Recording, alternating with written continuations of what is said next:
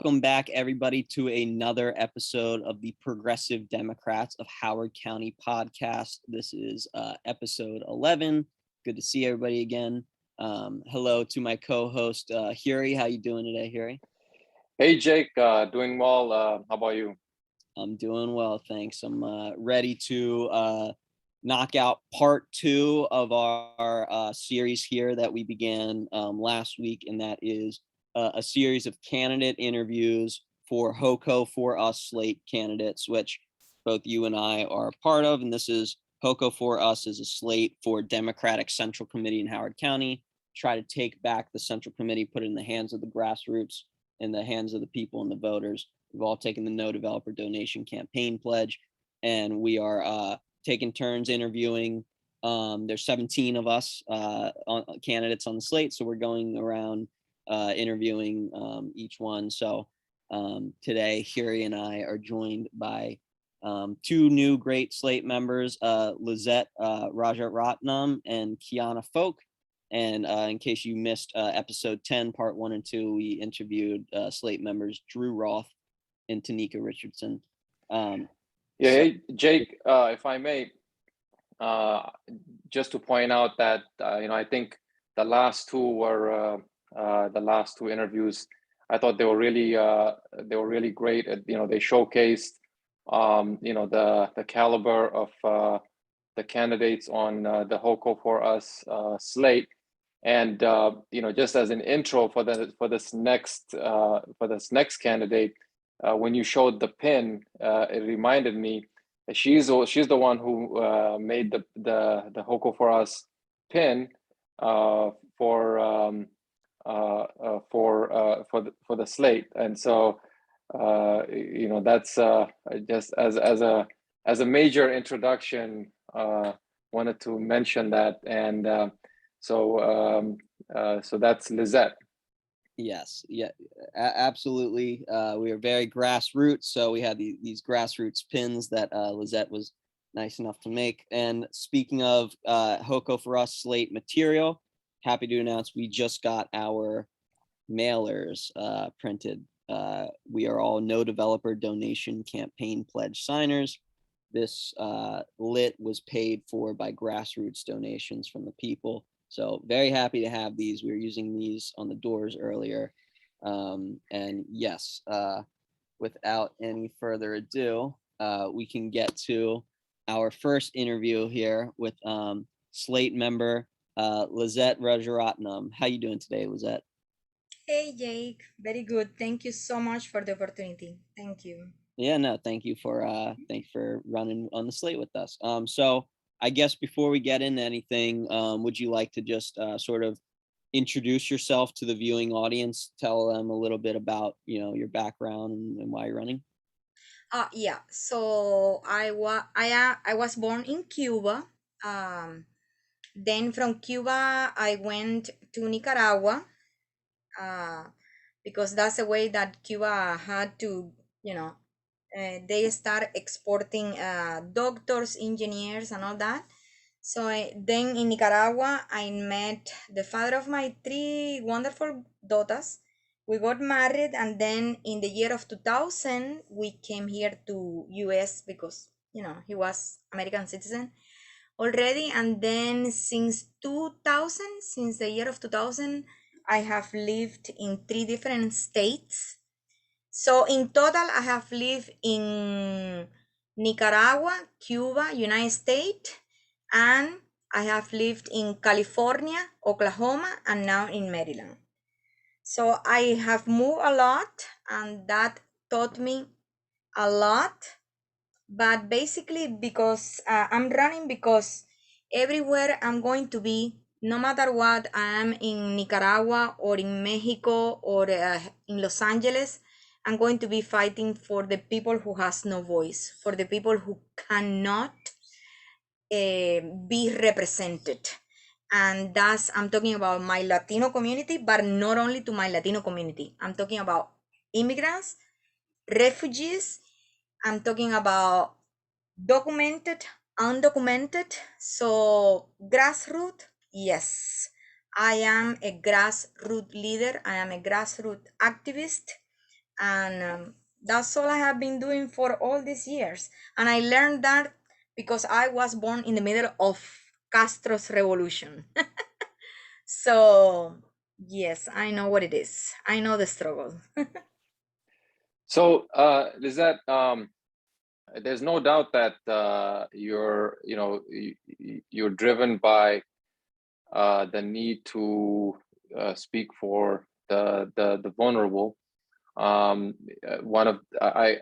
watched that video, the interaction that you had with the the agitators. I call them the paid agitators at the high school at Oakland Mills High School, and I could see that it was you were pretty passionate and very outraged by what was going on. Can you and please feel free to talk about that too, but also since you mentioned the Latino community in Howard County, can you talk a little bit about also how the vulnerable, whether it's undocumented or not, how are they faring in Howard County? Mm-hmm. Well, yeah, here the documented and undocumented, everyone work. We pay taxes and we contribute to our community. And according to Maryland State Comptroller Peter Franchot, over 86,000 ITIN, individual tax identification number filers, largely undocumented immigrants in Maryland, paid over 100 million in state and local taxes just in 2019. So yes, I feel the fear that they have, and I think that is not fair. I'm paying taxes, I'm working like a dog, I'm cleaning your trash, I'm fixing your roof, I'm taking care of your children, I'm taking care of your elderly, and then you are going to treat me like a second citizen? Why? Just because I'm brown? No. So I'm not going to define my wherever I was born or my accent or whatever. I'm not going to live by that, because guess what? I am your uncolonized Latina. So I'm not going to have the attitude, oh yeah, just because you are the one in power, because you are the one with money, No, I have a voice, I have a power, and I want to have all the people behind me to have the same power and the same voice. That's why I always thought that the Democratic Party was the one for me, So, and then, oh yeah, Hey, and then, so yeah, forgot. Oh, so when I was driving around the school, then I see all these people showing all these graphic images, and I was so enraged and so upset.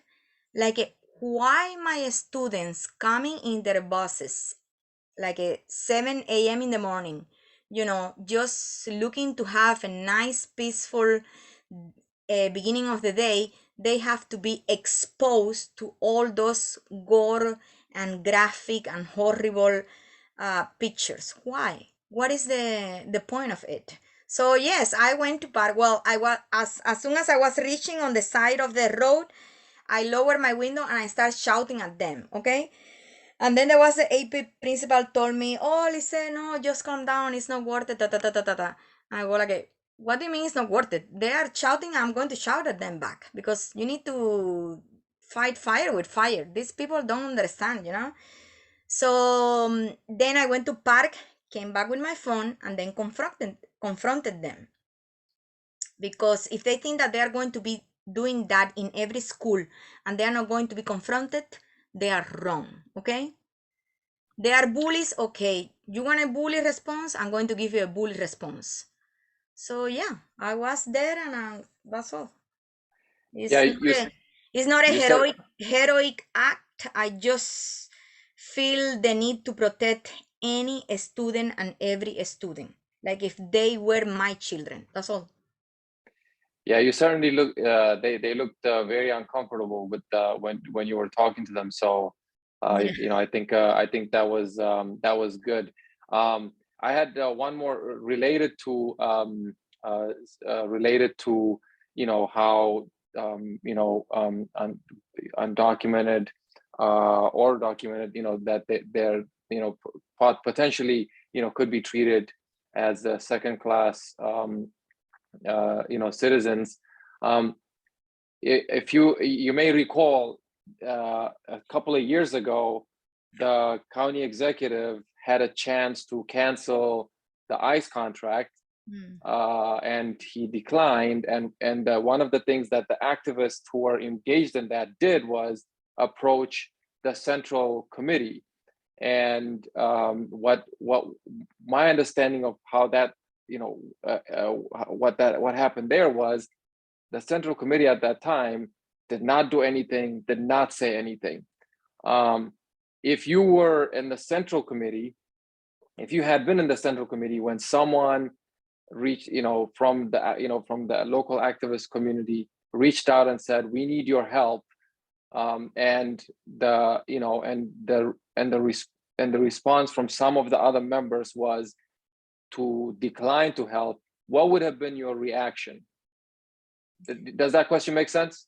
Yeah, I know. I supported him. I went all over the place participating in so many things that, just to promote him, just to get the Latino vote. And when that came up, I was like, really, man? What's wrong with you? What? He really, I was so disappointed. And I was so like, and then all my people, all the people that are in my groups, all my Latino groups, they were like, are you seeing this new? What's going on with this guy? So I was totally devastated when I saw that he didn't do anything at all and he didn't care, and he was just with us, just, I don't know if he was trying to get Latino votes or whatever, which he got the Latino vote, by the way. So yeah, my response would have been, okay, you are part of the, I'm part of the central committee. I respond to you, but I'm going to question you as well, okay? Why you didn't do this for my people? Why you didn't do this for my community? What's the difference? What's stopping you? Especially when there is something so wrong with ICE. Right.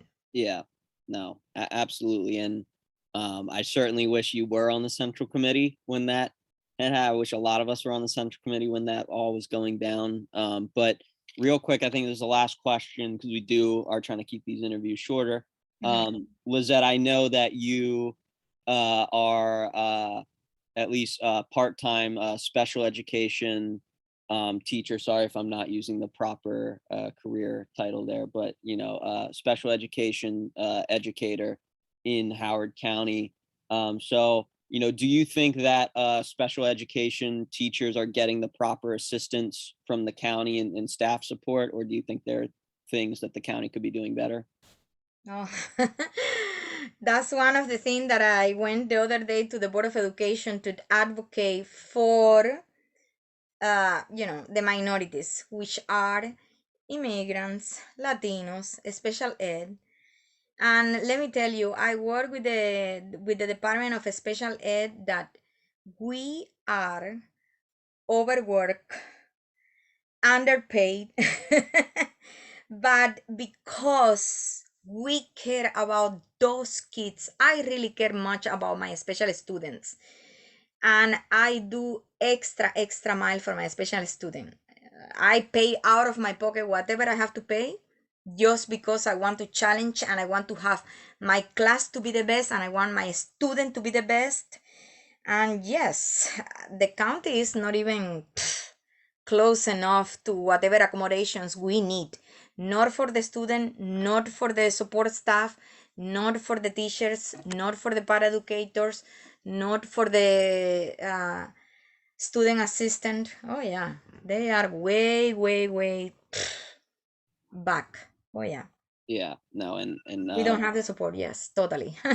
yeah, and it's a shame in one of the, wealthiest counties in the country that we don't have, or really we do have the resources to fully fund and give those teachers the proper accommodations, in my opinion. But we just as a county have not prioritized it because we've had moneyed interests and developers reordering the priorities so that actual necessities like that go neglected. But thank you for what you do every day in that role and all you do in the community. And so with that being said, that was Liset Rajaratnam.